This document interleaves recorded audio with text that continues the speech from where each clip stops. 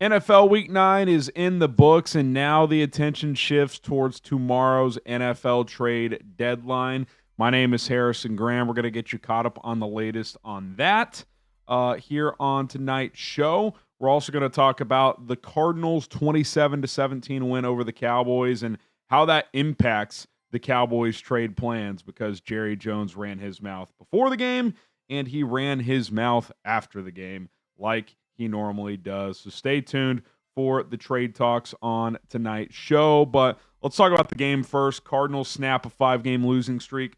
Honestly, controlled Dallas from start to finish, 27-17. It was a game of self-inflicted wounds by the Dallas Cowboys, which they cannot afford offensively with how bad their defense is. And it really started early on.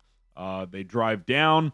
They get to 4th and goal at the 4. Brian Schottenheimer is playing aggressive to try and get an early touchdown, and Dak Prescott gets sacked, and it really snowballed from there. Jake Ferguson later fumbled inside Cardinals territory. Javonte Williams fumbled, I believe, inside Cardinals territory as well. It definitely was inside Cardinals territory. And for a defense that's struggling as much as it is, the offense just cannot afford to make mistakes like that for Dallas. And that was the theme of the night. They also could not protect. Dak Prescott got sacked 5 times in this game. And, they were forced to throw the ball probably more than they would have liked. And just an ugly performance from Dallas in a game they had to have. 3-4-1, crowded NFC right now, chance to get back to 500. Maybe you go make a move at the trade deadline. Maybe they still will. Again, we'll get to Jerry's comments in a minute, but they're just not a very good team. The defense stinks. Dak's having a good year, but he's not good enough to overcome how bad the defense is. He starts to press when they fall behind in these games. They don't stick with the run game enough.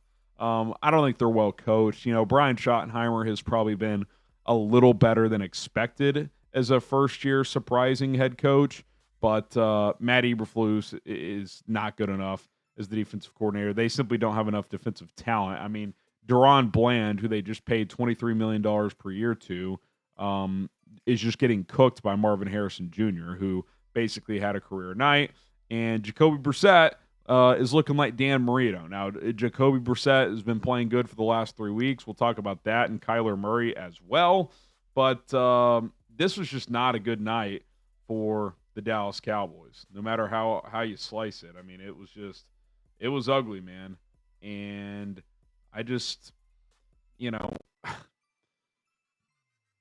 that trade for Micah Parsons, and again, I'm not saying he's the difference in this being some great team, but Jerry's arrogance and the way that played out, and maybe long-term it'll be the right call. You get these first-round picks, and it pays off, but they don't feel close, especially on defense. They just do not feel close. To be frank, they're not even a Micah Parsons away on defense. They're a Micah, a safety, a corner, and 1 or 2 linebackers away from being a good defense. So Micah wouldn't have covered up everything, but he certainly would have helped. There's no question about that. So just not a good night, and a good night for Arizona. Listen, Jonathan Gannon needed that one. They had lost 5 in a row.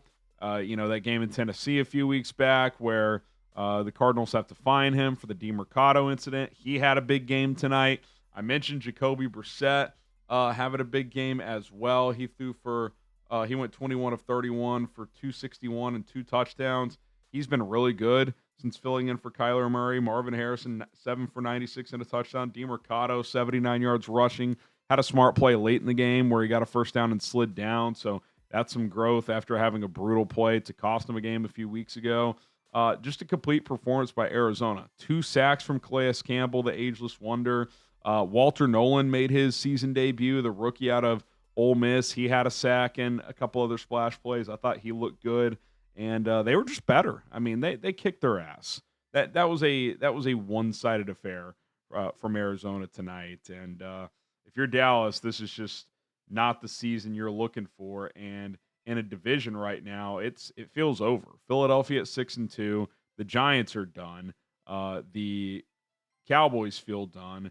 And the Commanders are definitely done. So the Philadelphia Eagles, barring something unforeseen, are going to repeat as NFC East champs for the first time in over 20 years. Any team in the division has done that. Last team to win the division 2 years in a row in the NFC East was the Eagles all the way back in 2003 and 2004. So they are well on their way to doing that, barring something, like I said, unforeseen. All right, we'll talk about some of the trade stuff here in a minute as Jerry Jones made some comments before and after the game about the Cowboys trade plans, but I do want to tell you guys about our sponsor. That is Prize Picks, daily fantasy made easy at prizepicks.com/CLNS. I had a 2-player lineup tonight I'll tell you about in a second that I just missed out on, but the hard-hitting football action is even better with Prize Picks. The weather may be changing, but the feeling of being right never gets old. So keep the season rolling on Prize Picks by getting $50 instantly in lineups when you play your first $5. The way Prize Picks works is simple. You pick 2 or more players and take more or less on their stat projections. I had a simple 2-player lineup tonight. Jacoby Brissett, more on his 264, I believe, passing and rushing yards. He had 265 combined, pretty crazy. So that part of the lineup hit, but I had Dak 260-something and a half more on his passing. He hit 250. They just could not keep him upright. Too many sacks tonight. $20 to win at 55 on that one, but we'll get back on the saddle because I've made a bunch of money this season. The way you play on Prize Picks is up to you. If you want to do a flex play lineup, you can miss up to once in your lineup and still win money. Or if you go with the power play lineup and all or nothing, it increases the payout. Certain lineups pay up to 2,000 times your money. That's right, $10 can turn into 20,000 with Prize Picks. So download the Prize Picks app today. Use our code CLNS to get $50 in lineups once you play your first $5 lineup. That is code CLNS to get $50 in lineups once you play your first $5 lineup. Prize Picks, it's good to be right. All right, okay, so Cardinals, Cowboys, good win for Arizona. Let's get to some trade buzz, and a lot of this is going to be around Dallas. Jerry Jones, with the media earlier today, said it on the radio. Then he had another show he hopped on, and basically was like, I've got at least one trade lined up and a couple more that we could pull the trigger on if we want to. It's kind of classic Jerry talk, but he was like, but I can't say it right now. In other words, we played tonight, and the trade's not going to happen before the game. Okay. Does tonight's outcome impact the trade? No, Jerry said.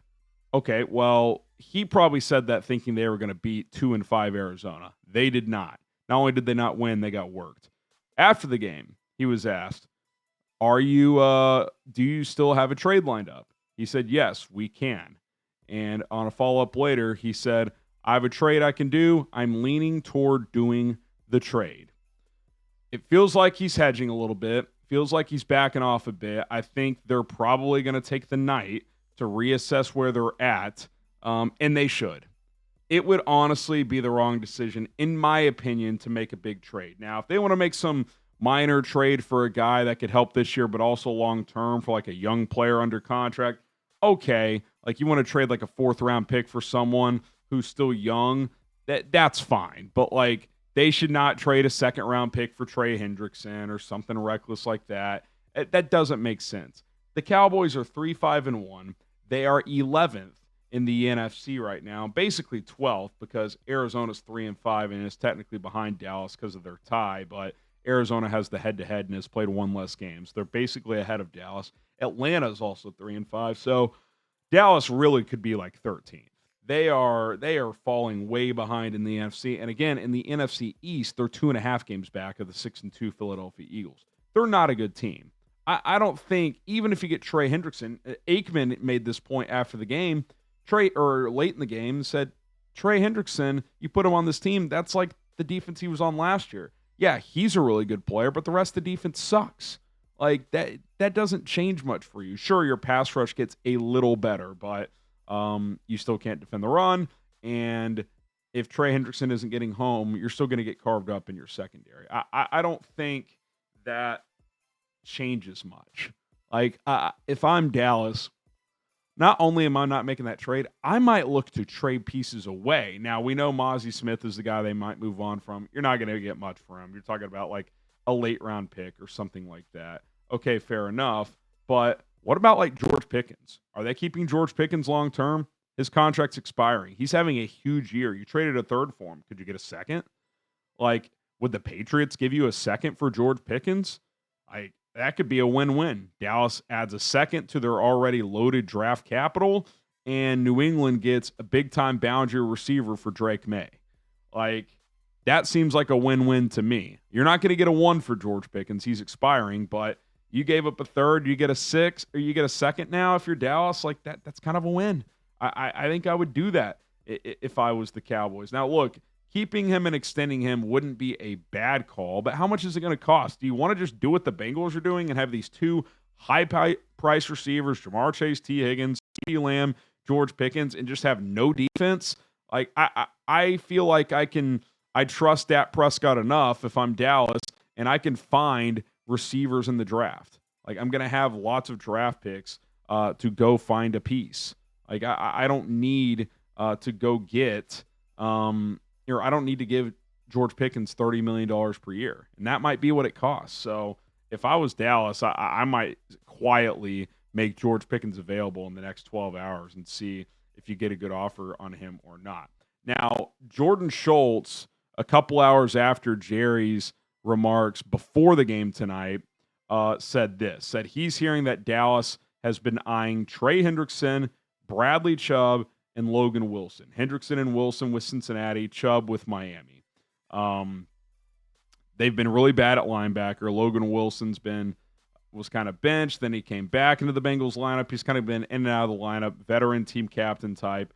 I think he would help Dallas, but his best days are probably behind him. And again, at 3-5-1, is an off-ball linebacker really like some move you'd make? Now, if it's like a 6th-round pick, okay, sure.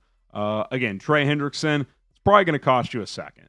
It sounds like since he wants a 1, maybe they'd settle for a 2. Why would the Cowboys do that? Now, if they're going to keep him long term, if they could get him at under $30 million per year on a 2 or 3 year extension, wouldn't be the worst thing, but he might hit free agency. You might just be able to sign him this offseason. I don't think Hendrickson is helping you rally the troops from 3-5-1 to the playoffs this year. And then Bradley Chubb doesn't have the best contract. It's like $20 million per year. There is some team control. They can afford him, but is he a huge long-term needle mover? He's a good player, but again, with where the Cowboys are at, I don't think it makes that much sense to give up a middle-round draft pick for him either. So again, if it's me, I'm holding off. I'm not making a trade unless I'm trading pieces away.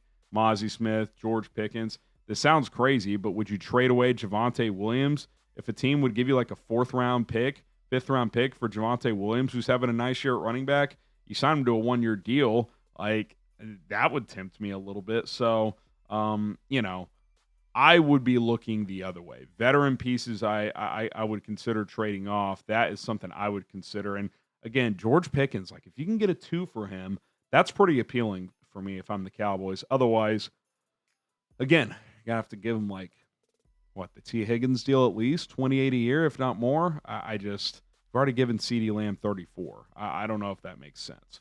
Okay, let's talk about Kyler Murray before we get out of here. I've said this for months. I said it coming into the year. If the Cardinals have a poor season, Kyler's going to be an offseason trade candidate. Well, now he's been injured for 3 weeks. Jacoby Brissett's filled in nicely. He's only won 1 game, which was tonight, but he's played well in all 3 games. They could have beat the Colts.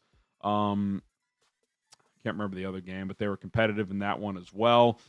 Both Joe Buck and Troy Aikman said in their little post-game hit with Scott Van Pelt that they expect the Cardinals to stick with Jacoby Brissett with how he's played. Marvin Harrison is seemingly starting to get unlocked. The best way I could describe the situation is that I think Kyler Murray in a vacuum is a better quarterback than Jacoby Brissett, but Jacoby Brissett might be the better option for Arizona right now, even if he's not the long-term answer. I think this might more just be a situation where the Kyler Murray thing has run its course in Arizona. This will be 1 playoff appearance in 7 years unless they rally troops here. And again, if they stick with Brissett, that would be without Kyler. Just feels like a breakup makes sense. I don't think they're going to trade him tomorrow. I mean, what team would even trade for him on short notice? Is there a team out there that makes sense for Kyler Murray? If a contender needed a starting quarterback, that would be one thing. But I don't think that team exists. So this does feel like an offseason move, but Jonathan Gannon after the game was kind of non-committal. He said there's no change in the quarterback pecking order, but didn't really elaborate. So you do just wonder if this is it. Do you just kind of stick with Brissett and just move on, even if you can't trade him tomorrow, and just trade him this offseason for like a day 2 pick, second round pick, conditional third that can turn to a second?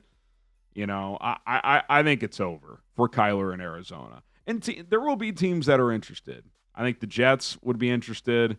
Maybe the Raiders, depending on what happens with Geno the rest of the season. Would Sean McVay be interested if Matt Stafford retired? Maybe. There could be a few other teams as well. Pittsburgh, if Aaron Rodgers retires. There will be a few teams interested. You'll be able to trade Kyler Murray. But I think in Arizona, it's over with. I think they'll keep Jonathan Gannon. They'll keep Jacoby Brissett. I don't know if he's on a 1 or a 2 year deal, but they'll keep him as a stopgap option and either sign a quarterback to compete with him or they will draft somebody. That is my guess. And I think they want to go to a more traditional drop back passing game because Kyler, there's just limitations with his size. Can't attack the middle of the field consistently. Doesn't consistently play on time within the pocket. Brissett does those things well. Now he has limitations, doesn't move that well, isn't always the most accurate quarterback. So I don't think this is like a Jacoby Brissett's the answer in Arizona long term. I think it's more of just maybe Kyler's just not. Maybe Kyler's not the direction you go in long term if you are the Arizona Cardinals. And if you can trade him this offseason for a day 2 pick, that probably makes sense for everyone involved. All right, that's going to do it for this edition of 4 Verts. NFL trade deadline is tomorrow. Do not miss out. We will have all kinds of coverage here on 4 Verts, so go ahead and subscribe to the channel. My name is Harrison Graham. We'll see you guys soon.